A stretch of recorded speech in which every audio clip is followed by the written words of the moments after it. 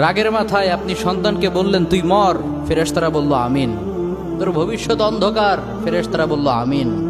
রেগে মেগে আপনি আপনার মেয়েকে বললেন জীবনেও তোর কপালে স্বামীর ভাত জুটবে না, ফেরেশতারা আবারও বলল আমিন। আচ্ছা, আপনি না সেই ব্যক্তি যে তার নিজের জীবনের চাইতেও সন্তানকে বেশি ভালোবাসেন? আপনি না সেই ব্যক্তি যে তার সন্তানের জন্য হাসতে হাসতে নিজের জীবনটাও দিয়ে দিতে পারেন? আপনি না সেই ব্যক্তি যে আল্লাহর কাছে নিজের চাইতেও সন্তানের জন্য বেশি দোয়া করে? তাহলে কি করে নিজের হাতে নিজের সন্তানের এত বড় ক্ষতি করতে পারলেন? Doesn't make any sense. Common sense বলতে কিচ্ছু নাই আপনাদের। আপনারা কি জানেন না আপনাদের রাগের মাথায় বদদোয়া করাগুলো ফেরেশতারা আমিন বলে?